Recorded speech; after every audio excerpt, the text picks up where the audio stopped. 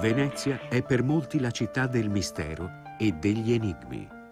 Uno dei suoi angoli più nascosti è la calle chiamata Ca' Balà. Ma a Venezia non esiste nessuna famiglia di nome Balà. Bisogna pensare allora a un riferimento alla Cabala ebraica?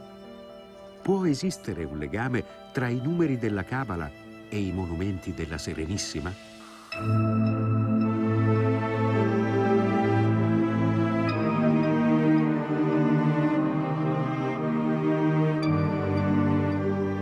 Nel cuore di Venezia, tra i 1000 segreti della città sospesa sull'acqua, esiste un enigma ancora indecifrato.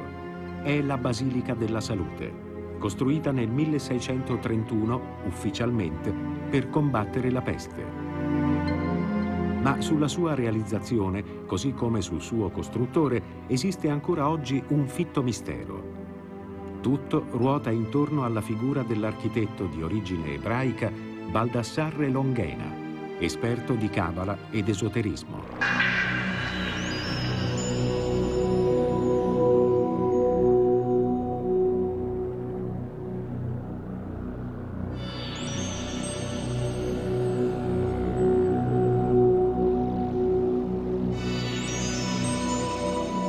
Longhena era nato nel 1598 a Brescia ed era probabilmente un marrano, ovvero un ebreo convertito, come lascia trasparire il nome di suo padre, Melchisedec, uno scalpellino immigrato.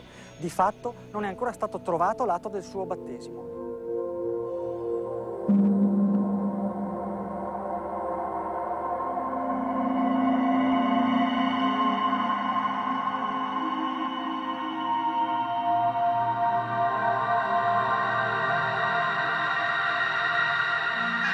La basilica ha una pianta ottagonale e vi è una curiosità.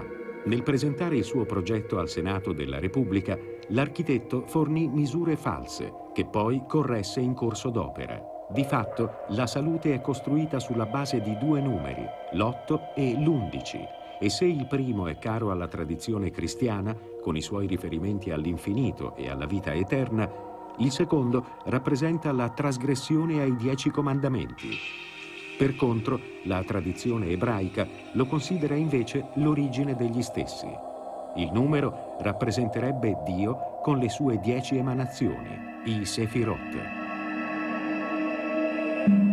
Tutte le misure che compongono la basilica, altezza, lunghezza, spazi interni ed esterni, sono frutto di un gioco di moltiplicazione tra questi 2 numeri, una sorta di connessione esoterica tra cristianesimo ed ebraismo, un miscuglio di fede e architettura che probabilmente, nelle intenzioni del Longhena, doveva donare alla Chiesa della Salute una grande energia. Alle spalle della basilica una fondamenta con uno strano nome, Ca' Balà. A Venezia Ca sta per casa ed è seguita normalmente dal nome di una famiglia, ma in città non è mai esistita alcuna famiglia Balà. Il riferimento potrebbe essere così esoterico, Kabbalah come Cabala, a dimostrazione del fatto che tra le calli e i canali veneziani trova spazio ogni cosa e il suo contrario, come abbiamo appena visto alla Chiesa della Salute, in una armonia che solo la laguna riesce a fondere.